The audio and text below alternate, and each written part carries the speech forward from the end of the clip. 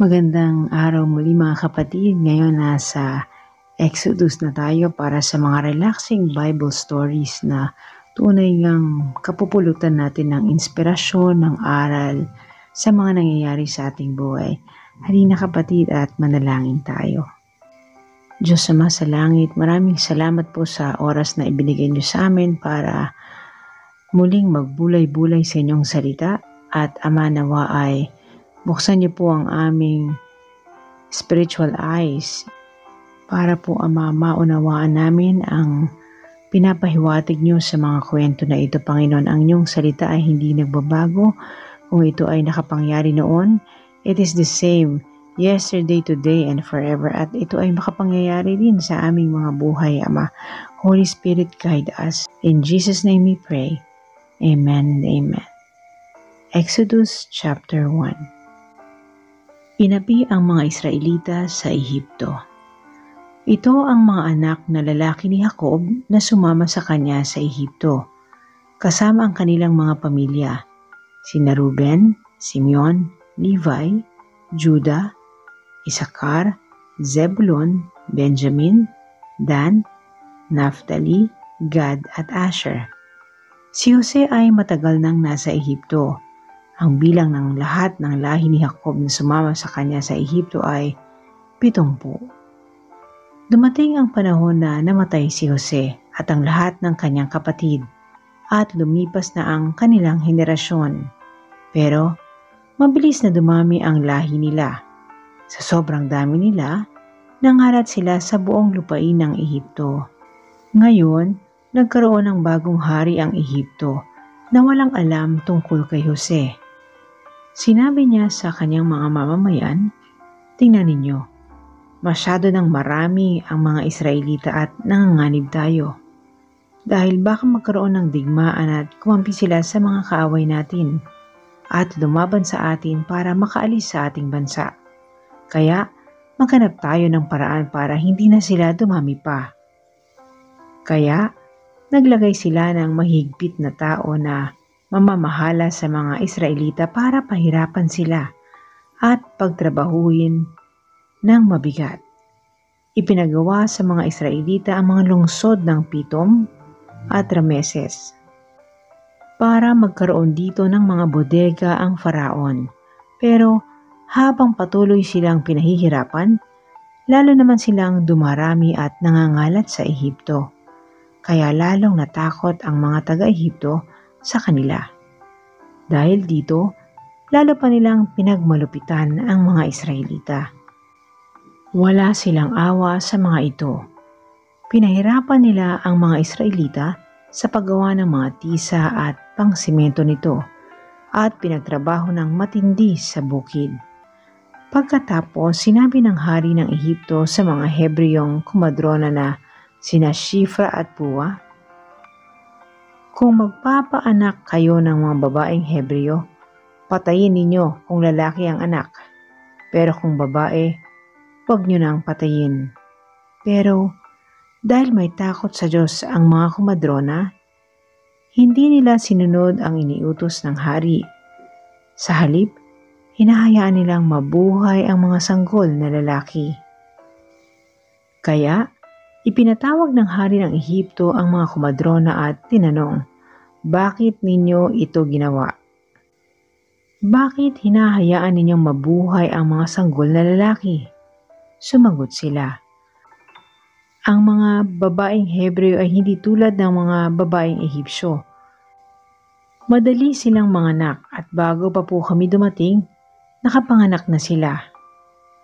Kaya pinagpala ng Diyos ang mga kumadrona at dumami pa ng dumami ang mga Israelita. At dahil sa iginagalang ng mga kumadrona ang Diyos, binigyan sila ng Diyos ng sarili nilang pamilya. Nang bandang huli, nag-utos ang Faraon sa lahat ng mamamayan niya, "Itapon ninyo sa ilog ng Nilo ang lahat ng bagong panganak na sanggol na lalaki ng mga Israelita. Pero pabayaan ninyong mabuhay ang mga batang babae." Exodus chapter 2. Ang kapanganakan ni Moises. May isang tao mula sa lahi ni Levi na nakapag-asawa ng isang babae na galing din sa lahi ni Levi. Hindi nagtagal nagbuntis ang babae at nanganak ng isang lalaki. Nang makita niyang malusog ang sanggol, itinago niya ito sa loob ng 3 buwan. Pero nang hindi na niya maitago ang sanggol, kumuha siya ng basket na gawa sa halaman na papyrus at pinahiran ng alkitran. Pagkatapos, inilagay niya ang sanggol sa basket at pinalutang sa tubig sa tabi ng matataas na damo sa pampang ng ilog ng Nilo. Nakatayo naman sa di kalayuan ang kapatid na babae ng sanggol para tingnan kung ano ang mangyayari rito. Ngayon, lumusong ang anak na babae ng Faraon sa ilog ng Nilo para maligo.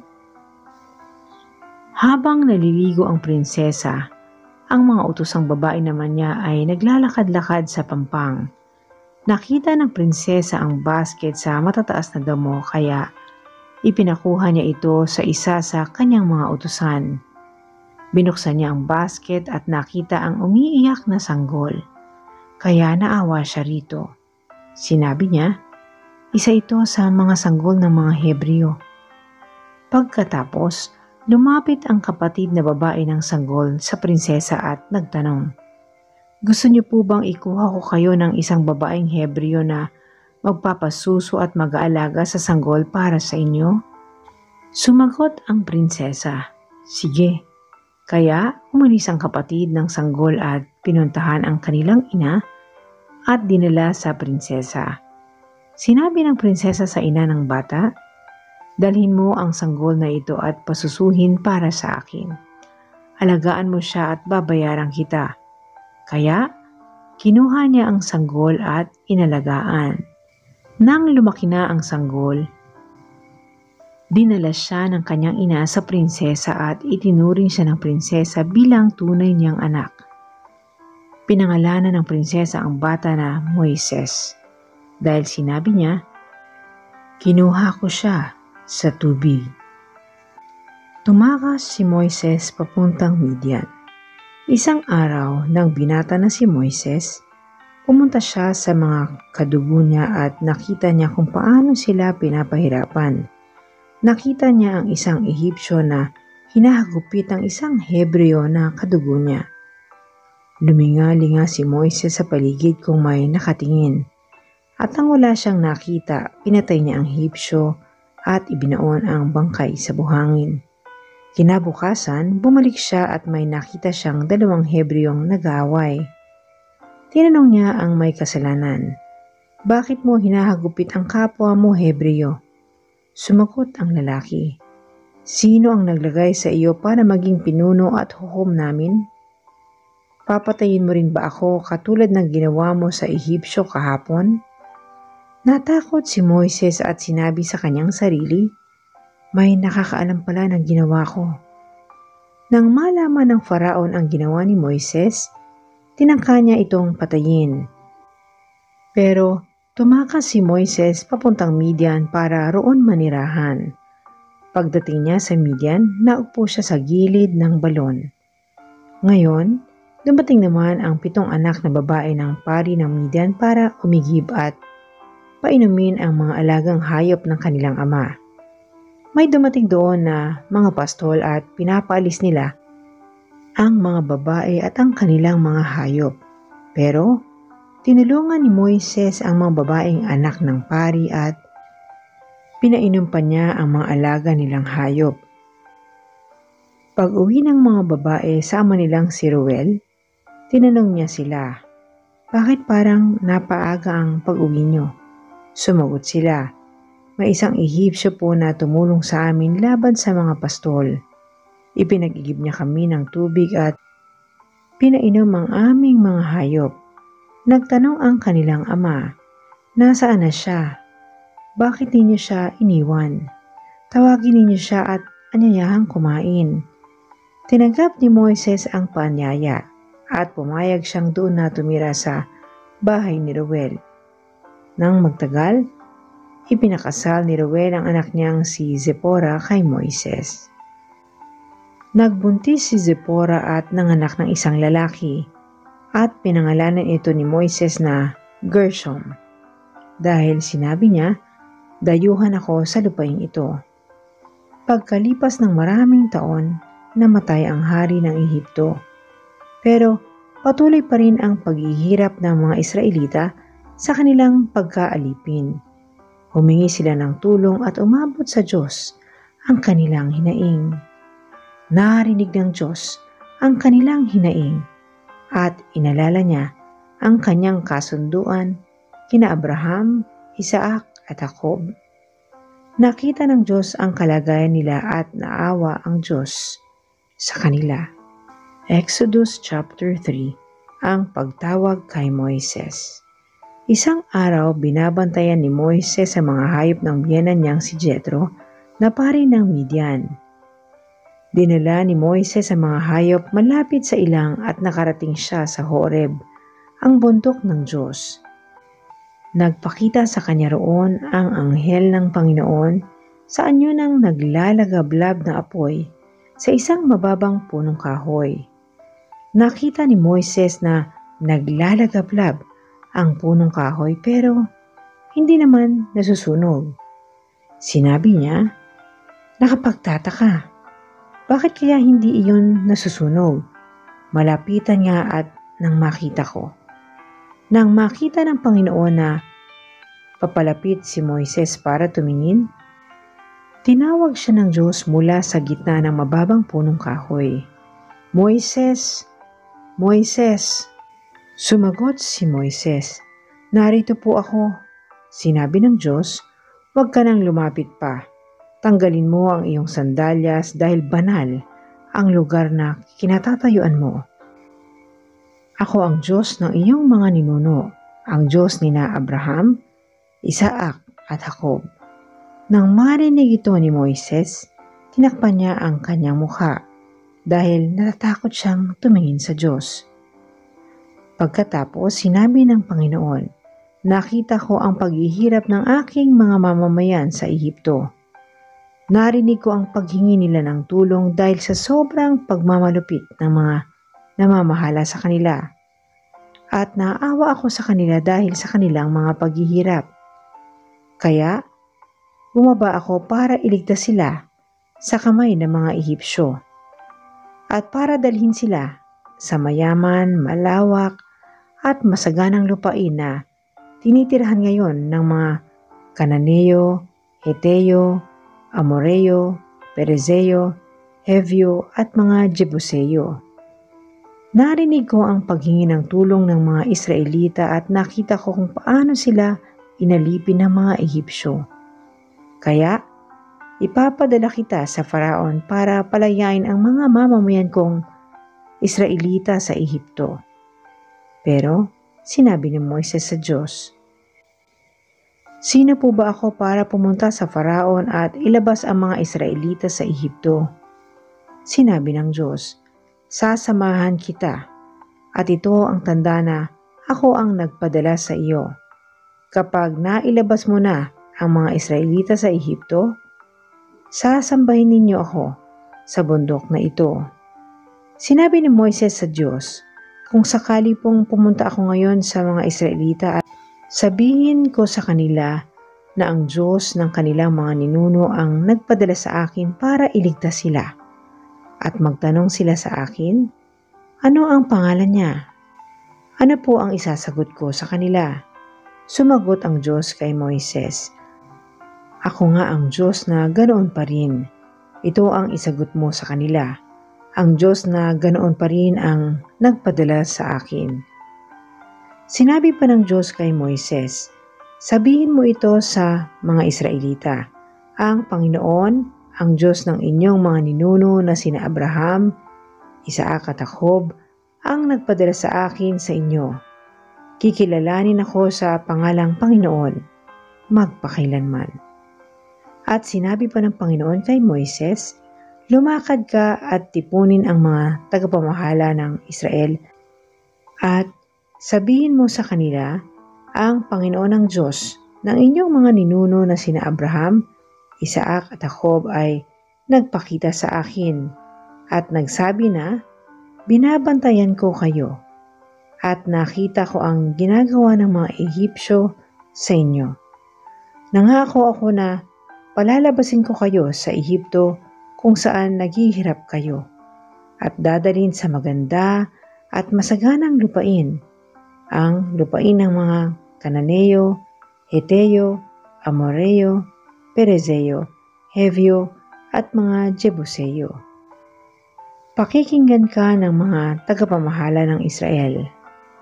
At pagkatapos, pumunta kayo ng mga tagapamahala ng Israel sa hari ng Ehipto at sabihin sa kanya, nagpakita sa amin ang Panginoon, ang Diyos ng mga Hebreo. Kaya, kung maaari, payagan niyo na kaming umalis ng 3 araw, papunta sa disyerto para maghandog sa Panginoon naming Diyos. Pero alam kong hindi kayo papayagan ng hari ng Ehipto, maliban na lang kung mapipilitan siya.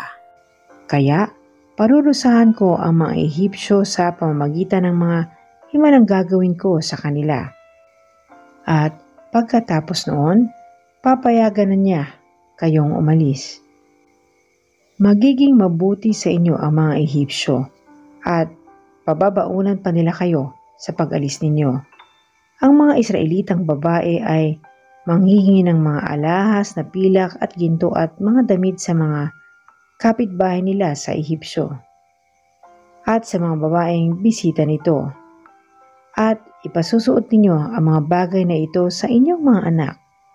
Sa pamamagitan nito, masasamsam ninyo ang mga ari-arian ng mga Ehipsyo. Exodus chapter 4. Ang mga himalang nagpapakita ng kapangyarihan ng Diyos.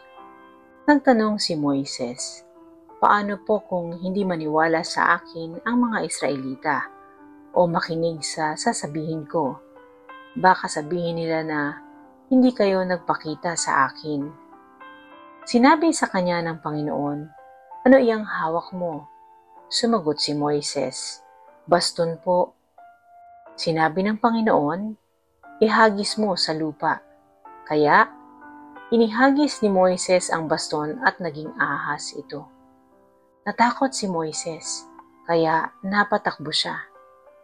Sinabi sa kanya ng Panginoon, hulihin mo ito sa buntot. Kaya, hinuli ito ni Moises at muling naging baston. Sinabi ng Panginoon, gawin mo ang himalang ito para maniwala sila na ako ang Panginoon, ang Diyos ng mga ninuno nilang sina Abraham, Isaac at Jacob, ay nagpakita sa iyo. Sinabi pa ng Panginoon, ilagay mo ang kamay mo sa loob ng damit mo. Sinunod ito ni Moises at nang ilabas niya ang kanyang kamay, namuti ito dahil tinubuan ng isang malubhang sakit sa balat. Sinabi ng Panginoon, muli mong ilagay ang kamay mo sa loob ng iyong damit. Sinunod ito ni Moises at nang ilabas niya ito, maayos na muli ito, katulad ng ibang bahagi ng kanyang katawan. Pagkatapos, sinabi ng Panginoon, kung hindi sila maniwala sa unang himala, sa ikalaway maniniwala na sila. Pero kung hindi pa rin sila maniwala sa iyo, pagkatapos ng 2 himala, kumuha ka ng tubig sa ilog ng Nilo at ibuhos mo ito sa tuyong lupa at magiging dugo ito. Sinabi ni Moises, Panginoon, hindi po ako magaling magsalita. Mula pa man noon, hirap na ako sa pagsasalita. Kahit na ngayong nakikipag-usap kayo sa akin, pautal-utal ako kapag nagsasalita. Sinabi sa kanya ng Panginoon, sino ba ang gumawa ng bibig ng tao? Sino ba ang may kakayahang gawing bingi o pipi? Sino ba ang nagdedesisyon na makakita o mabulag siya? Hindi ba ako, ang Panginoon? Kaya lumakad ka, dahil tutulungan kita sa pagsasalita at ituturo ko sa iyo ang mga sasabihin mo. Pero sinabi ni Moises, O Panginoon, kung maaari po, magpadala na lang kayo ng iba. Nagalit ng matindi ang Panginoon kay Moises, kaya sinabi niya, O sige, Si Aaron na lang na kapatid mo na isang Levita ang siyang magsasalita para sa iyo. Alam kong mahusay siyang magsalita. Papunta na siya rito para makipagkita sa iyo. Matutuwa siyang makita ka. Kausapin mo siya at turuan kung ano ang kanyang sasabihin. Tutulungan ko kayong dalawa sa pagsasalita at tuturuan ko rin kayo kung ano ang gagawin ninyo. Si Aaron ang magsasalita sa mga tao para sa iyo. Turuan mo siya ng mga sasabihin niya na parang ikaw ang Diyos. Dalhin mo ang baston mo para sa pamamagitan nito ay makagawa ka ng mga himala. Exodus chapter 5. Nakipag-usap sina Moises at Aaron sa hari ng Ehipto. Pagkatapos, pumunta sina Moises at Aaron sa Faraon at sinabi, "Ito ang sinasabi ng Panginoon, ang Diyos ng Israel. Payagan mong umalis ang mga mamamayan ko para makapagdaos sila ng pista sa ilang para sa akin." Sinabi ng Faraon, "Sino ba ang Panginoon para makinig ako sa kanya at payagang umalis ang mga Israelita? Hindi ko kilala ang Panginoon at hindi ko paalisin ang mga Israelita." Sumagot sina Moises at Aaron, "Nagpakita sa amin ang Diyos ng mga Israelita. Kaya kung maaari, payagan mo kaming umalis ng 3 araw papunta sa ilang para makapaghandog kami sa Panginoon naming Diyos. Dahil kung hindi, papatayin niya kami sa pamamagitan ng sakit o digmaan." Pero sinabi ng hari ng Ehipto, "Bakit ninyo patitigilin sa pagtatrabaho ang mga tao? Bumalik na kayo sa trabaho. Tingnan ninyo kung gaano kadami ang mga taong patitigilin ninyo sa pagtatrabaho." Nang araw na iyon, nag-utos ang Faraon sa mga Ehipsyong namamahala sa mga Israelita sa trabaho at sa mga kapatas na Israelita. Sinabi niya, "Hindi na kayo magbibigay sa mga trabahador ng mga dayaming gagamitin sa paggawa ng tisa, kundi sila na mismo ang maghahanap nito. Pero kailangan ganoon pa rin kadaming tisa ang gagawin nila. Mga tamad sila. Iyan ang dahilan na nakikiusap silang paalisin ko sila para makapaghandog sa kanilang Diyos. Pagtrabahuhin pa ninyo sila ng matindi para lalo silang maging abala at mawala ng panahong makinig sa mga kasinungalingan." Kaya pinuntahan nila ang mga Israelita at sinabi, "Nag-utos ang Faraon na hindi na namin kayo bibigyan ng dayami. Kayo na ang maghahanap nito kahit saan. Pero ganoon pa rin kadaming tisa ang gagawin ninyo." Kaya kumalat ang mga Israelita sa buong Ehipto sa pangunguha ng dayami. Pinagmamadali sila ng mga namamahala sa kanila at sinasabi, "Dapat ganoon pa rin kadaming tisa ang gagawin ninyo bawat araw, kagaya ng ginagawa ninyo noong binibigyan pa kayo ng dayami." Pagkatapos, hinagupit nila ang mga kapatas na Israelita at tinanong, "Bakit hindi ninyo nagawa kahapon at ngayon ang dating bilang ng mga tisang ipinapagawa sa inyo, kagaya ng ginagawa ninyo noon?" Kaya pumunta ang mga kapatas sa Faraon at nagreklamo, "Bakit ganito ang trato niyo sa amin na inyong mga lingkod? Hindi kami binibigyan ng dayami, pero pinipilit kami gumawa ng ganoon pa rin kadaming tisa. Binubugbog pa kami, gayong ang mga tauhan ninyo ang mali." Sinabi ng Faraon, "Napakatatamad ninyo. Iyan ang dahilan kung bakit nakikiusap kayong paalisin ko kayo para makapaghandog kayo sa Panginoon. Bumalik na kayo sa mga trabaho nyo. Hindi kayo bibigyan ng dayami pero ganoon pa rin kadaming tisa ang gagawin ninyo." Dahil sa ipinilit ng Faraon na gawin nila ang dami ng tisang ipinapagawa sa kanila araw-araw, napag-isip-isip ng mga kapatas na Israelita na mahihirapan sila. Pagkagaling nila sa Faraon, nakita nila sina Moises at Aaron na naghihintay sa kanila. Sinabi nila kina Moises at Aaron, "Parusahan sana kayo ng Panginoon dahil sa inyo nagalit sa amin ang Faraon at ang mga tauhan niya. Magiging dahilan nila ang ginawa ninyo para patayin kami. Ang pangako ng Diyos na ililigtas ang mga Israelita. Bumalik si Moises sa Panginoon at nanalangin, "O Panginoon, bakit niyo po pinahihirapan ang inyong mga mamamayan? Bakit pa ninyo ako isinugo sa kanila? Mula nang sinabi ko sa Faraon ang mensahe ninyo, lalo pa niyang pinagmalupitan ang inyong mga mamamayan at hindi niyo man lang sila iniligtas." Exodus chapter 6. Sinabi ng Panginoon kay Moises, "Makikita mo ngayon kung ano ang gagawin ko sa Faraon. Dahil sa kapangyarihan ko, papayagan niyang umalis kayo sa bayan niya. Itataboy pa nga niya kayo." Sinabi pa ng Diyos kay Moises, "Ako ang Panginoon.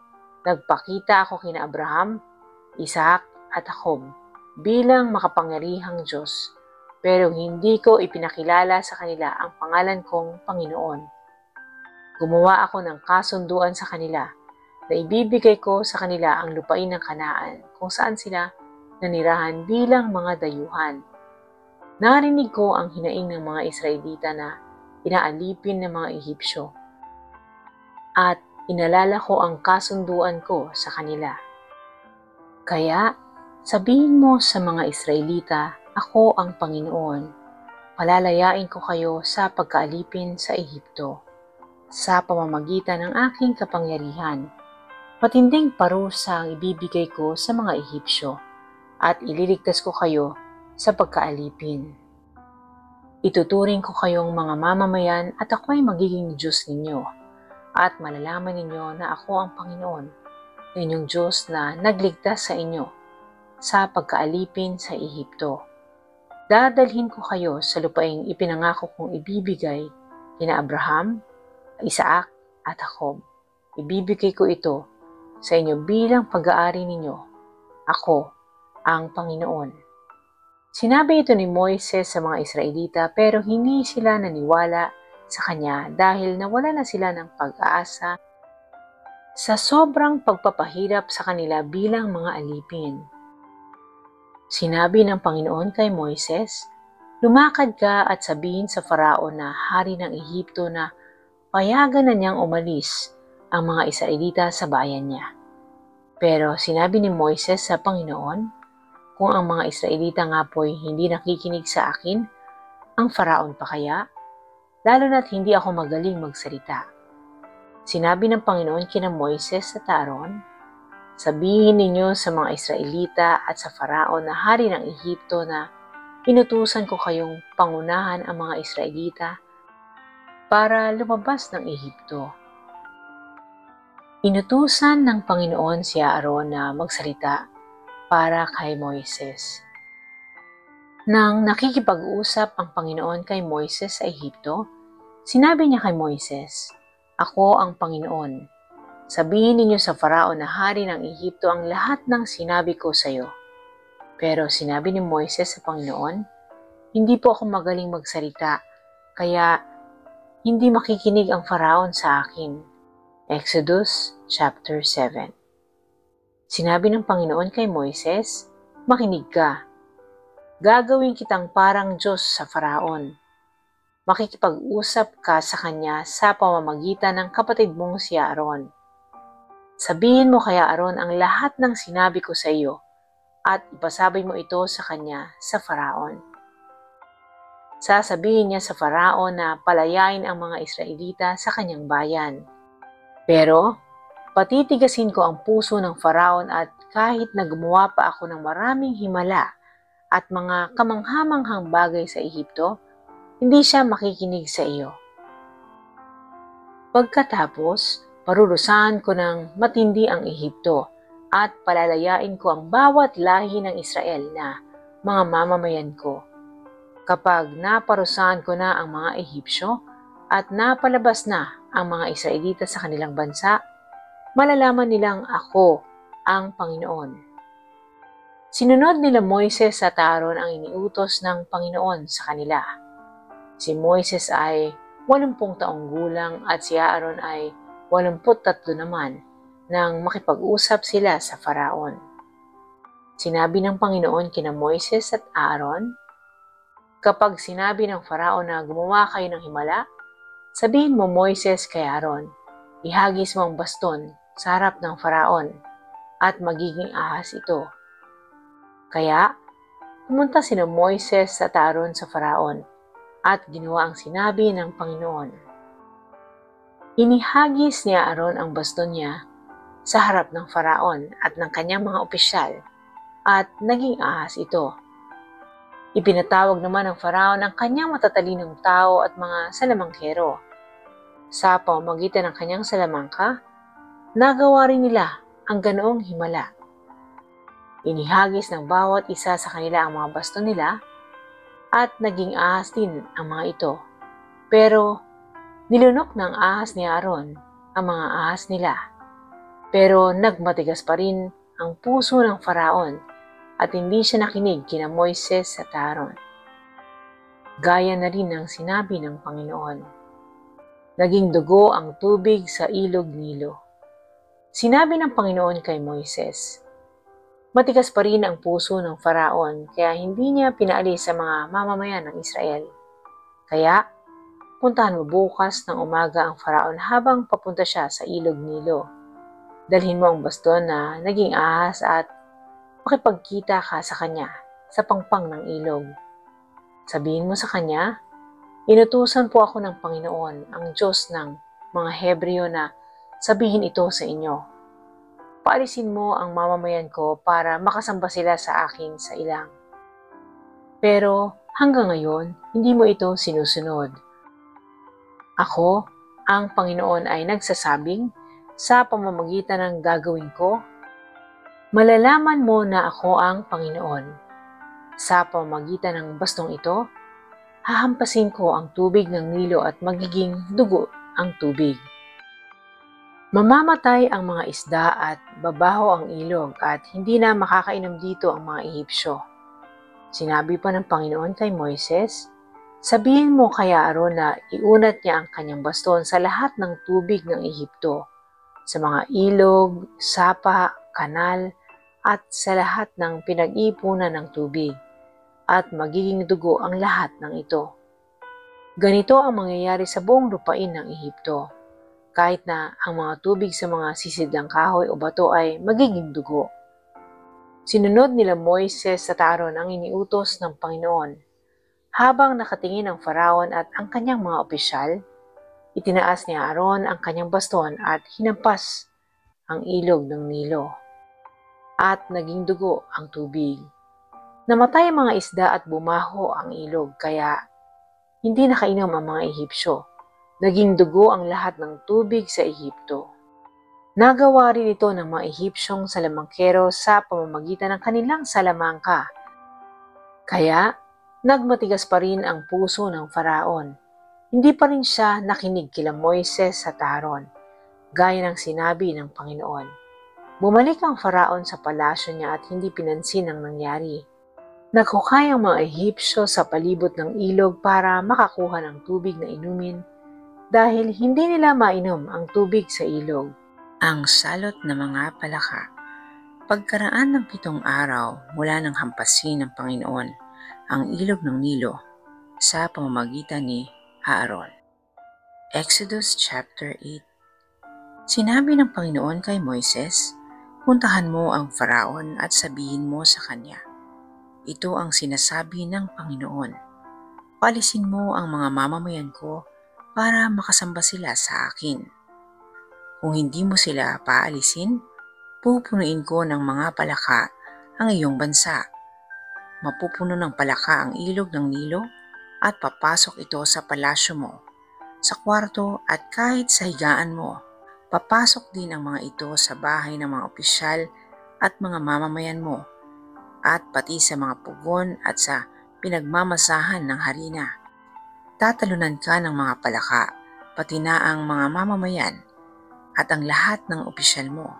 Sinabi pa ng Panginoon kay Moises, sabihin mo kay Aaron na iunat niya ang kanyang baston sa mga ilog, sapa at mga kanal, at mapupuno ng palaka ang buong Ehipto. Kaya, iniunat ni Aaron ang kanyang baston sa mga tubig ng Ehipto, at lumabas ang mga palaka at napuno ang buong Ehipto. Pero ginawa rin ito ng mga salamangkero sa pamamagitan ng kanilang salamangka. Napalabas din nila ang mga palaka sa tubig ng Ehipto. Ipinatawag ng Faraon sina Moises at Aaron at sinabi sa kanila, "Manalangin kayo sa Panginoon na tanggalin niya ang mga palakang ito sa aking bansa at paalisin ko ang mga kababayan niyo para makapaghandog sila sa Panginoon." Sinabi ni Moises sa Faraon, "Sabihin mo sa akin kung kailan ako mananalangin para sa inyo, sa mga opisyal at sa mga mamamayan mo, para mawala ang mga palakang ito sa inyo at sa mga bahay ninyo. At ang matitira na lang na palaka ay ang mga nasa ilog ng Nilo." Sumagot ang Faraon, "Ipanlangin mo ako bukas." Sinabi ni Moises, "Matutupad ito ayon sa sinabi niyo para malaman niyo na walang ibang katulad ng Panginoon naming Diyos. Mawawala ang lahat ng palaka sa inyo maliban sa nasa ilog ng Nilo." Pag-alis nila Moises at Aaron sa harap ng Faraon, nanalangin si Moises sa Panginoon na alisin na ang mga palaka na ipinadala niya sa Ehipto. At ginawa ng Panginoon ang ipinakiusap ni Moises. Namatay ang mga palaka sa mga bahay, mga hardin at sa mga bukid. Tinipon ito ng mga Ehipsyo at ibinunton dahil dito'y bumaho ang buong Ehipto. Pero nang makita ng Faraon na wala na ang mga palaka, tagmatigas na naman siya at ayaw niyang makinig kina Moises at Aaron, gaya ng sinabi ng Panginoon. Ang salot ng mga lamok. Sinabi ng Panginoon kay Moises, "Sabihin mo kay Aaron na ihampas niya ang kanyang baston sa lupa at magiging lamok ang mga alikabok sa buong lupain ng Ehipto." Sinunod nila ito kaya nang hampasin ni Aaron ng kanyang baston ng lupa, naging lamok ang mga alikabok sa buong lupain ng Ehipto. At dumapo ang mga ito sa mga tao at mga hayop. Tinangkarin ng mga salamangkero na gayahin ito sa pamamagitan ng kanilang salamangka, pero nabigo sila. Patuloy na nagsidapo ang mga lamok sa mga tao at mga hayop. Sinabi ng mga salamangkero sa Faraon, "Ang Diyos ang may gawa nito," pero matigas pa rin ang puso ng Faraon at hindi siya nakinig kina Moises at Aaron, gaya ng sinabi ng Panginoon. Ang salot ng mga langaw.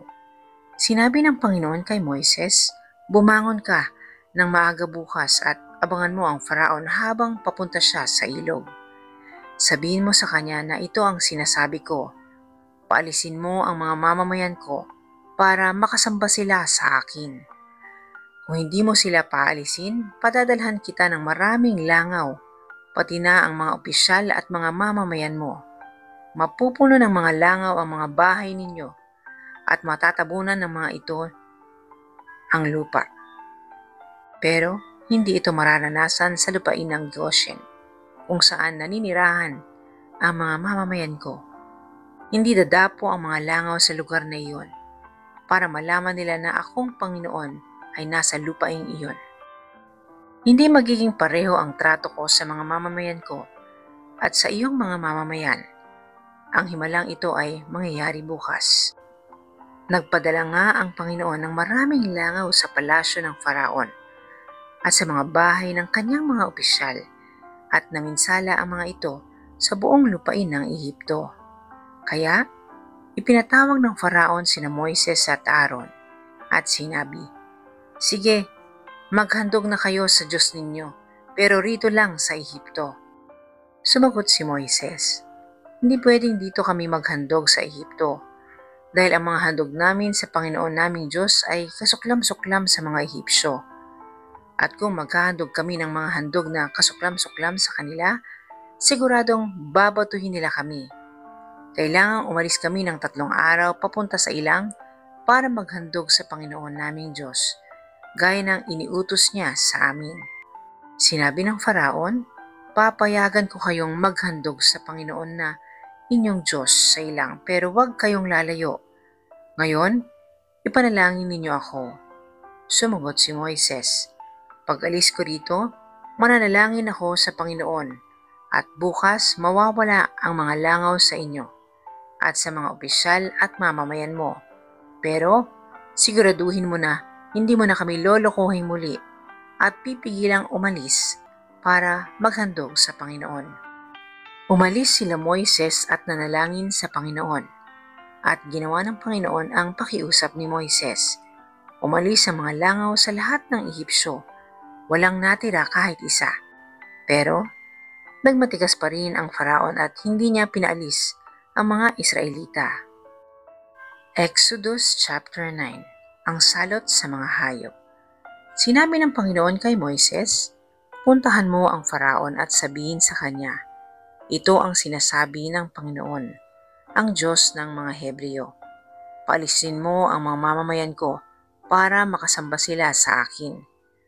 Kung hindi mo sila paalisin, padadalhan ko ng nakamamatay na sakit ang mga hayop mo na nasa bukid, kabayo, asno, kamelyo, baka, tupa at kambing. Hindi magiging pareho ang trato ko sa mga hayop ng mga Israelita at sa mga hayop ng mga Ehipsyo, at walang mamamatay sa mga hayop ng mga Israelita. Ipinaalam ng Panginoon na gagawin niya ito kinabukasan. At nangyari nga, namatay ang lahat ng hayop ng mga Ehipsyo. Pero walang namatay ni isa man lang sa mga hayop ng mga Israelita. Nagpadala ang Faraon ng mga tao at nalaman niya na walang namatay kahit isa sa mga hayop ng mga Israelita. Pero matigas pa rin ang puso niya at hindi pinaalis ang mga Israelita. Ang salot ng mga bukol. Sinabi ng Panginoon kina Moises sa Aaron, kumuha kayo ng ilang dakot ng abo sa pugon at isasaboy ito ni Moises sa hangin sa harap ng Faraon. Kakalat ang mga abo sa buong Ehipto at dahil dito tutubuan ng mga bukol ang katawan ng mga tao at mga hayop. Kaya kumuha ng abo sa pugon sila Moises at Aaron at tumayo sa harap ng Faraon. Isinabay ito ni Moises sa hangin at tinubuan ng mga bukol ang mga tao at mga hayop. Kahit na ang mga salamangkero ay hindi makaharap kay Moises dahil tinubuan din sila ng mga bukol katulad ng lahat ng Ehipsyo. Pero pinatigas ng Panginoon ang puso ng Faraon at hindi siya nakinig kina Moises at Aaron, gaya ng sinabi ng Panginoon kay Moises. Ang pagulan ng yelo. Pagkatapos, sinabi ng Panginoon kay Moises, bumangon ka ng maaga bukas at puntahan mo ang Faraon at sabihin sa kanya, ito ang sinasabi ng Panginoon, ang Diyos ng mga Hebreo. Paalisin mo ang mga mamamayan ko para makasamba sila sa akin. Dahil kung hindi, magpapadala ako ng matinding salot na magpaparusa sa iyo, sa mga opisyal at mga mamamayan mo, para malaman mo na wala akong katulad sa buong mundo. Kahit noon pa, kaya na kitang patayin, pati ang mga mamamayan mo, sa pamamagitan ng karamdaman. At wala na sana kayo ngayon, pero pinayagan kitang mabuhay dahil dito, para makita mo ang kapangyarihan ko at para makilala ang pangalan ko sa buong mundo. Pero nagyayabang ka pa rin sa mamamayan ko at hindi mo pa rin sila pinapayagang umalis. Kaya bukas sa ganito ring oras, magpapaulan ako ng mga yelong parang bato at ang lakas ng pagbagsak nito ay hindi pa nararanasan ng Ehipto mula nang maging bansa ito. Kaya iutos mo ngayon na isilong ang lahat ng hayop mo at ang lahat ng alipin mo na nasa bukid, dahil ang sinawang nasa labas, tao man o hayop ay mamamatay kapag tinamaan ng mga yelong parang bato. Natakot ang ibang mga opisyal ng Faraon sa sinabi ng Panginoon, kaya nagmadali silang isilong ang mga alipin at mga hayop nila. Pero may ilan na binaliwala ang babala ng Panginoon. Pinabayaan lang nila ang mga hayop at alipin nila sa labas. Sinabi ng Panginoon kay Moises, itaas mo ang baston mo sa langit para umulan ng mga yelong parang bato sa buong Ehipto, sa mga tao, mga hayop, at sa lahat ng pananim.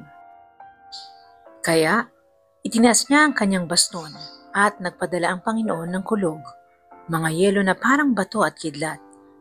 Ang mga yelong pinaulan ng Panginoon sa lupain ng Ehipto, ang pinakamatindi mula nang maging bansa ang Ehipto.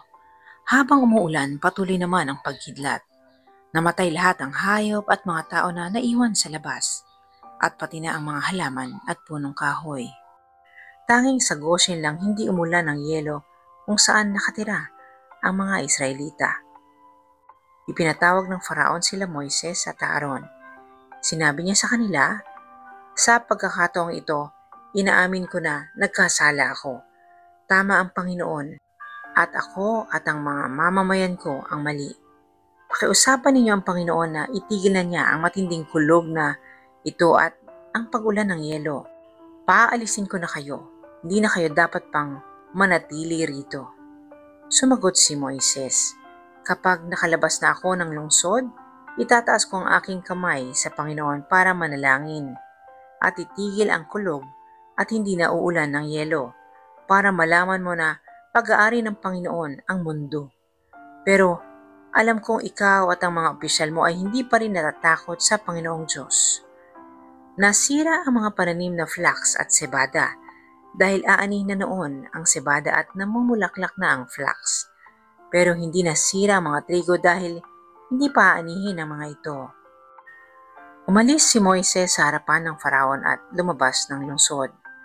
Itinaas niya ang kanyang kamay sa Panginoon para manalangin at huminto ang kulog, ang pag-ulan ng yelong parang bato at ang ulan. Pagkakita ng Faraon na huminto na ang ulan, ang yelo at ang kulog, muli siyang nagkasala. Nagmatigas siya at ang mga opisyal niya. Sa pagmamatigas niya, hindi niya pinaalis sa mga Israelita, gaya ng sinabi ng Panginoon kay Moises. Exodus chapter 10. Ang salot ng mga balang. Sinabi ng Panginoon kay Moises, "Puntahan mo ang Faraon dahil pinatigas ko ang puso niya at ng mga opisyal niya, para patuloy kong maipakita sa kanila ang aking mga himala, at para maikwento ninyo sa mga anak at apo ninyo kung paano ko pinarusahan ang mga Ehipsyo at kung paano ako gumawa ng mga himala sa kanila. Sa ganitong paraan, malalaman nilang ako ang Panginoon." Kaya, pumunta sina Moises at Aaron sa Faraon at sinabi sa kanya, "Ito ang sinasabi ng Panginoon, ang Diyos ng mga Hebreo. Hanggang kailan ka pa ba magmamataas sa akin? Paalisin mo ang mga mamamayan ko para makasamba sila sa akin. Kung hindi mo sila paalisin, magpapadala ako ng mga balang sa bansa mo bukas. Sa sobrang dami nila, hindi na makikita ang lupa. Kakainin nila ang mga pananim na hindi nasira ng pag-ulan ng yelo, maging ang lahat ng punong kahoy. Mapupuno ng balang ang iyong palasyo at ang mga bahay ng mga opisyal at mga mamamayan mo. Wala pang ganitong pangyayari sa kasaysayan ng Ehipto mula nang dumating ang inyong mga ninuno hanggang ngayon." Nang masabi ito ni Moises, umalis na siya. Sinabi ng mga opisyal ng Faraon sa kanya, "Hanggang kailan niyo pa ba hahayaan ang kalamidad na ito na magparusa sa atin? Paalisin niyo na po ang mga Israelita para makasamba na sila sa Panginoon na kanilang Diyos. Hindi niyo ba naiisip na nasalanta na ang Ehipto?" Kaya, pinabalik sina Moises at Aaron sa Faraon. Sinabi ng Faraon sa kanila, "Maaari na kayong umalis para makasamba kayo sa Panginoon na inyong Diyos. Pero sabihin niyo sa akin kung sino ang isasama ninyo sa pag-alis." Sumagot si Moises, "Aalis kaming lahat, bata at matanda. Dadalhin namin ang aming mga anak at mga hayop, dahil lahat kami ay magdaraos ng pista para sa Panginoon." Sinabi ng Faraon ng may pang-insulto, "Sana'y samahan kayo ng Panginoon kung palalakarin ko kayo at ang pamilya ninyo. Malinaw na masama ang intensyon ninyo dahil tatakas kayo. Hindi ako papayag. Ang mga lalaki lang ang aalis para sumamba sa Panginoon kung iyan ang gusto ninyo." At pinalayas sina Moises at Aaron sa harapan ng Faraon. Sinabi ng Panginoon kay Moises, "Itaas mo ang iyong baston sa Ehipto para dumating ang mga balang at kainin ng mga ito ang mga naiwang pananim na hindi nasira ng umulan ng yelo."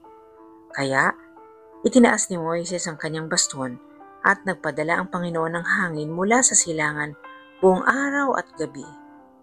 Kinaumagahan, nagdala ang hangin ng napakaraming balang at dumagsa ito sa buong Ehipto. Hindi pa kailanman nagkaroon ng pagsalaki ng mga balang tulad nito sa buong Ehipto at hindi na magkakaroon pang muli. Dumagsa ang mga ito sa buong Ehipto hanggang sa mangitim ang lupa. Kinain ng mga naiwang pananim na hindi nasira ng mga yelo, pati ang lahat ng bunga ng mga puno. Walang naiwang pananim sa buong Ehipto. Agad na ipinatawag ng Faraon sina Moises at Aaron at sinabi, "Nagkasala ako sa Panginoon na inyong Diyos at sa inyo. Patawarin niyo akong muli at manalangin kayo sa Panginoon na inyong Diyos na tanggalin niya sa akin ang nakamamatay na salot na ito." Umalis si Moises at nanalangin sa Panginoon. Sumagot ang Panginoon sa pamamagitan ng pagpapadala ng malakas na hangin galing sa kanluran at inilipad nito ang mga balang sa dagat na pula. At wala ni isang balang na naiwan sa Ehipto. Pero pinatigas pa rin ng Panginoon ang puso ng Faraon at hindi niya pinaalis ang mga Israelita. Ang salot na kadiliman. Sinabi ng Panginoon kay Moises, "Itaas mo ang iyong kamay sa langit para mabalot ng kadiliman ang buong Ehipto." Kaya itinaas ni Moises ang kamay niya sa langit at nagdilim sa buong Ehipto sa loob ng 3 araw. Walang lumabas na mga Ehipsyo sa kani-kanilang bahay dahil hindi nila makita ang isa't isa. Pero may liwanag sa lugar na tinitirhan ng mga Israelita. Ipinatawag ng Faraon si Moises at sinabi, "Sige, sumamba na kayo sa Panginoon, dalhin ninyo pati na ang inyong pamilya, pero iwan ninyo ang mga hayop." Pero sumagot si Moises, "Kailangan naming dalhin ang mga hayop namin para makapag-alay kami ng mga handog na sinusunog para sa Panginoon naming Diyos. Dadalhin namin ang mga hayop namin, walang maiiwan kahit isa sa kanila, sapagkat hindi namin alam kung anong hayop ang ihahandog namin sa Panginoon. Malalaman lang namin ito kapag naroon na kami." Pero pinatigas ng Panginoon ang puso ng Faraon at hindi niya sila pinaalis. Sinabi ng Faraon kay Moises, "Umalis ka sa harapan ko. Huwag ka na ulit magpapakita sa akin dahil kung makikita pa kita, ipapapatay kita." Sumagot si Moises, "Kung iyan ang gusto mo, hindi na ako muling magpapakita sa iyo." Exodus chapter 11. Ang kamatayan ng mga panganay na lalaki sa Ehipto. Sinabi ng Panginoon kay Moises, "Padadalhan ko ng isa pang salot ang Faraon at ang Ehipto. Pagkatapos nito, paalisin na niya kayo. Itataboy pa niya kayo dahil gusto niyang makaalis agad kayo. Sabihin mo sa mga Israelita, lalaki man o babae, na humingi sila ng mga alahas na pilak at ginto sa mga kapitbahay nila na Ehipsyo." Niloob ng Panginoon na maging mabait ang mga Ehipsyo sa mga Israelita at iginalang si Moises ng mga opisyal ng Faraon at ng mga mamamayan ng Ehipto. Kaya sinabi ni Moises sa Faraon, "Ito ang sinasabi ng Panginoon, dadaan ako sa Ehipto mga bandang hating gabi at mamamatay ang lahat ng panganay na lalaki sa Ehipto, mula sa panganay ng Faraon na papalit sa kanyang trono hanggang sa panganay ng pinakamababang aliping babae. Mamamatay din ang lahat ng panganay ng mga hayop. Maririnig ang matinding iyakan sa buong Ehipto na hindi pa nangyayari kailanman at hindi na mangyayari pang muli. Pero magiging tahimik ang mga Israelita, kahit tahol ng aso'y walang maririnig. Sa pamamagitan nito, malalaman ninyo na iba ang pagtrato ng Panginoon sa mga Israelita at sa mga Ehipsyo. Lahat ng iyong mga opisyal ay lalapit sa akin na nakayuko at magsasabi, 'Umalis ka na at isama mo ang mga mamamayang sumusunod sa iyo.' Pagkatapos nito, halis na ako." At umalis si Moises sa harapan ng galit na Faraon. Sinabi noon ng Panginoon kay Moises, "Hindi maniniwala ang Faraon sa iyo, para marami pang himala ang magawa ko sa Ehipto." Ginawa nila Moises at Aaron ang mga himalang ito sa harap ng Faraon, pero pinatigas ng Panginoon ang puso ng Faraon at hindi pinayagan ng Faraon na umalis ang mga Israelita sa kanyang bansa. Exodus chapter 12. Ang paglampas ng anghel. Sinabi ng Panginoon kina Moises at Aaron doon sa Ehipto, "Mula ngayon, ang buwan na ito ang magiging unang buwan ng taon para sa inyo. Ipaalam ninyo sa buong kapulungan ng Israel na sa ikasampung araw ng buwan na ito, maghahanda ang bawat pamilya ng isang tupa o kambing. Kung maliit lang ang isang pamilya at hindi makakaubos ng isang tupa, maghati sila ng kapitbahay niya. Hatiin nila iyon ayon sa dami nila at ayon sa makakain ng bawat tao. Kailangang piliin ninyo ang lalaking kambing o tupa na isang taon pa lang at walang kapintasan. Alagaan ninyo ito hanggang sa dapit hapon ng ika-14 na araw ng buwan. Ito ang panahon na kakatayin ng buong kapulungan ng Israel, ang mga hayop. Pagkatapos, kunin ninyo ang dugo nito at ipahid sa ibabaw at sa gilid ng hamba ng mga pintuan ng mga bahay na kakainan ninyo ng mga tupa. Sa gabing iyon, ang kakainin ninyo'y ang nilitsyong tupa, mapapait na gulay at tinapay na walang pampalsa. Huwag ninyong kakainin ng hilaw o nilaga ang karne, kundi litsunin ninyo ito ng buo kasama ang ulo, paa at mga lamang loob. Ubusin ninyo ito at kung may matira, kinaumagahan, sunugin ninyo. Habang kumakain kayo, handa na dapat kayo sa pag-alis. Isuot ninyo ang inyong mga sandalyas at hawakan ang inyong mga baston. At pagmadali kayong kumain, ito ang pista ng paglampas ng anghel na ipagdiriwang ninyo bilang pagpaparangal sa akin. Sa gabing iyon, dadaan ako sa Ehipto at papatayin ko ang lahat ng panganay na lalaki ng mga Ehipsyo, pati na ang panganay ng kanilang mga hayop. Parurusahan ko ang lahat ng Diyos ng Ehipto. Ako ang Panginoon. Ang dugong ipinahid ninyo sa hamba ng pintuan ninyo ang magiging tanda na nakatira kayo roon. Kapag nakita ko ang dugo, lalampasan ko ang bahay ninyo at walang salot na sasapit sa inyo kapag pinarusahan ko ang Ehipto. Dapat ninyong tandaan ang araw na ito magpakailanman. Ipagdiwang ninyo ito taon-taon bilang pista ng pagpaparangal sa akin. Ang tuntuning ito'y dapat ninyong sundin hanggang sa mga susunod pang henerasyon. Sa loob ng 7 araw, kakain kayo ng tinapay na walang pampaalsa. Sa unang araw, alisin ninyo ang lahat ng pampaalsa sa bahay ninyo. Dahil ang sino mang kumain ng tinapay na may pampalsa, mula sa una hanggang sa ika-7 araw ay hindi ituturing na kabilang sa Israel. Sa una at sa ika-7 araw, magtipon kayo para sumamba sa akin. Huwag kayong magtatrabaho sa araw na iyon, maliban na lamang sa paghahanda ng pagkain na kakainin ninyo. Ito lang ang gagawin ninyo. Ipagdiwang ninyo ang pista ng tinapay na walang pampalsa, dahil magpapaalala ito sa inyo ng araw na nilabas ko ang bawat lahi ninyo mula sa Ehipto. Ipagdiwang ninyo ito magpakailanman bilang tuntunin na dapat sundin hanggang sa mga susunod pang henerasyon. Simulan ninyong ipagdiwang ito sa dapit hapon ng ika-14 na araw ng unang buwan hanggang sa dapit hapon ng ika-21 araw. Kakain kayo ng tinapay na walang pampalsa. Sa loob ng 7 araw, dapat walang makitang pampalsa sa bahay ninyo.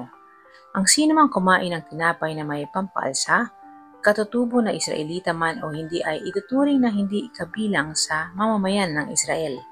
Huwag na huwag kayong kakain ng tinapay na may pampalsa sa panahon ng pista, saan man kayo nakatira. Pagkatapos, ipinatawag ni Moises ang lahat ng tagapamahala ng Israel at sinabi, "Sabihin ninyo sa lahat ng pamilya ninyo na kumuha sila ng tupa o kambing at katayin nila para ipagdiwang ang pista ng paglampas ng anghel. Patuluin ninyo ang dugo nito sa mangkok. Pagkatapos, kumuha kayo ng mga sanga ng isopo at isawsaw ito sa dugo at ipahid sa ibabaw at gilid ng hamba ng pintuan ninyo. At walang lalabas sa mga bahay ninyo hanggang umaga, dahil dadaan ng Panginoon sa Ehipto para patayin ang mga panganay na lalaki ng mga Ehipsyo. Pero kapag nakita ng Panginoon ang dugo sa ibabaw at sa gilid ng hamba ng mga pintuan ninyo, lalampasan lang niya ang mga bahay ninyo at hindi niya papayagan ang mamumuksa na pumasok sa mga bahay ninyo at patayin ang inyong mga panganay na lalaki. Ang tuntuning ito'y dapat ninyong sundin at ng inyong mga salinlahi magpakailanman. Ipagpatuloy pa rin ninyo ang seremonyang ito kapag nakapasok na kayo sa lupaing ipinangako ng Panginoon na ibibigay sa inyo. Kapag nagtanong ang mga anak ninyo kung ano ang ibig sabihin ng seremonyang ito ang isasagot ninyo. Pista ito ng paglampas ng anghel bilang pagpaparangal sa Panginoon. Dahil nilampasan lang niya ang mga bahay ng mga Israelita sa Ehipto nang patayin niya ang mga Ehipsyo. Pagkatapos magsalita ni Moises, yumukod ang mga Israelita at sumamba sa Panginoon. At sinunod nila ang iniutos ng Panginoon kina Moises at Aaron. Nang hating gabing iyon, pinatay ng Panginoon ang lahat ng panganay na lalaki sa Ehipto mula sa panganay ng Farao na tagapagmana ng kanyang trono hanggang sa panganay ng mga bilanggo na nasa bilangguan. Pinatay din niya ang lahat ng panganay ng hayop. Nang gabing iyon, nagising ang Faraon at ang kanyang mga opisyal at ang lahat ng Ehipsyo. At narinig ang matinding iyakan sa Ehipto dahil walang bahay na hindi namatayan. Nang gabi ring iyon, ipinatawag ng Faraon sina Moises at Aaron at sinabi, "Umalis na kayo, lisanin na ninyo ang aking bansa. Umalis na kayo at sumamba sa Panginoon gaya ng ipinapakiusap ninyo. Dalhin ninyo ang mga hayop ninyo gaya rin ng pakiusap ninyo at umalis kayo. Pero ipanalangin ninyo na kaawaan ako ng inyong Diyos." Pinagmadali ng mga Ehipsyo ang mga Israelita na umalis sa kanilang bansa dahil sabi nila, "Kung hindi kayo aalis, mamamatay kaming lahat." Kaya, dinala ng mga Israelita ang mga minasa nilang harina na walang pampaalsa na nakalagay sa lalagyan. Ibinalot nila ito sa mga damit nila at pinasan. Sinunod ng mga Israelita ang sinabi sa kanila ni Moises na humingi sa mga Ehipsyo ng mga alas na pilak at ginto at mga damit. Niloob ng Panginoon na maging mabuti ang mga Ehipsyo sa mga Israelita, kaya ibinigay ng mga Ehipsyo ang mga hinihingi nila. Sa ganitong paraan, nasamsam nila ang mga ari-arian ng mga Ehipsyo. Naglakbay ang mga Israelita mula Rameses papuntang Sukot, mga 600,000 lahat ang lalaki, hindi pa kabilang dito ang mga babae at mga bata. Marami ring mga dayuhan ang sumama sa kanila at marami silang dinalang hayop. Nang huminto sila para kumain, nagluto sila ng tinapay na walang pampaalsa mula sa minasang harina na dala nila galing sa Ehipto. Hindi ito nalagyan ng pampaalsa dahil pinagmadali sila ng mga Ehipsyo na umalis at wala na silang panahong hintayin pa ang pag-alsa ng minasang harina. Nanirahan ang mga Israelita sa Ehipto ng 430 taon. Sa huling araw ng 430 taon, umalis sa Ehipto ang buong mamamayan ng Panginoon. Nang gabing umalis sa mga Israelita sa Ehipto, binantayan sila ng Panginoon buong gabi. Kaya katulad ng gabing iyon, taon-taon, magpupuyat ang lahat ng mga Israelita bilang pagpaparangal sa Panginoon at gagawin nila ito hanggang sa mga susunod pang henerasyon. Exodus chapter 15.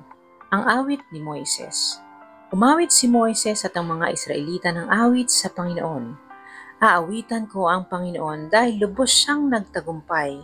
Itinapon niya sa dagat ang mga kabayo at ang mga sakay nito. Ang Panginoon ang nagbibigay sa akin ng lakas, at siya ang aking awit. Siya ang nagligtas sa akin. Siya ang aking Diyos, at pupurihin ko siya. Siya ang Diyos ng aking Ama, at itataas ko siya. Panginoon ang kanyang pangalan. Isa siyang mandirigma. Itinapon niya sa dagat ang mga karwahe at mga sundalo ng Faraon. Nalunod ang pinakamagagaling na opisyal ng Faraon sa dagat na pula. Nalunod sila sa malalim na tubig. Lumubog sila sa kailaliman katulad ng isang bato. Dakila ang kapangyarihan niyo, O Panginoon. Sa pamamagitan nito, dinurog niyo ang inyong mga kaaway. Sa inyong kapangyarihan, ibinagsak niyo ang mga kumakalaban sa inyo. Ipinadama niyo sa kanila ang inyong galit na siyang tumupok sa kanila na parang dayami. Sa isang ihip niyo lang nahati ang tubig. Ang dumadaluyong na tubig ay nahati at tumayo na parang pader. Natuyo ang malalim na dagat. Sinabi ng nagyayabang na kaaway, hahabulin ko sila at huhulihin. Paghahati-hatiin ko ang kanilang mga kayamanan at bubusugin ko nito ang aking sarili.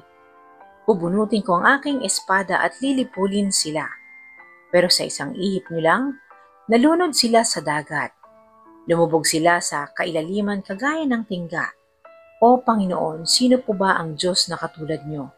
Wala kayong katulad sa kabanalan at kapangyarihan. Kayo lang po ang Diyos na gumagawa ng mga kamanghamanghang bagay. Sa pamamagitan ng inyong kapangyarihan, nilamon ng lupa ang aming mga kaaway. Sa pamamagitan ng walang tigil niyong pagmamahal, gagabayan niyo ang inyong mga iniligtas.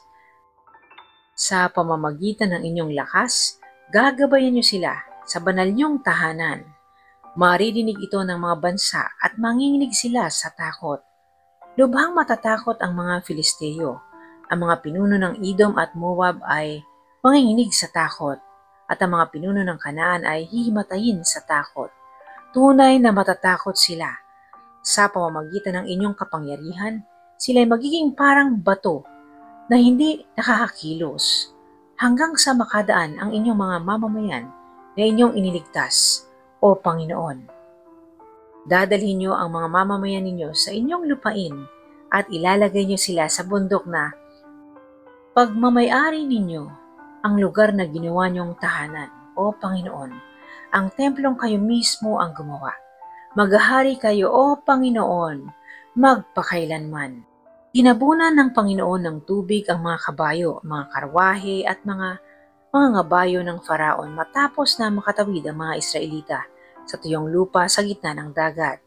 Kumuha ng tamborin si Miriam na propeta at kapatid niya Aaron, at pinangunahan niya ang mga babae sa pagtugtog ng tamborin at pagsayaw. Inawit ni Miriam ang awit na ito sa kanila. Umawit kayo sa Panginoon dahil lubos siyang nagtagumpay. Itinapon niya sa dagat ang mga kabayo at ang mga sakay nito, ang mapait na tubig. At dinala ni Moises ang mga Israelita mula sa dagat na pula papunta sa ilang ng Shur. Sa loob ng 3 araw, naglakbay sila sa ilang at wala silang nakitang tubig. Nang makarating sila sa Mara, nakakita sila ng tubig, pero hindi nila ito mainom dahil mapait. Ito ang dahilan kung bakit Mara ang pangalan ng lugar. Dahil dito, nagreklamo ang mga Israelita kay Moises. Ano ang iinumin natin? Kaya, humingi ng tulong si Moises sa Panginoon at ipinakita ng Panginoon sa kanya ang isang putol ng kahoy. Inihagis ito ni Moises sa tubig at nawala ang pait ng tubig. Doon, ibinigay ng Panginoon ang tuntunin at kautosang ito para subukin ang katapatan nila sa Kanya.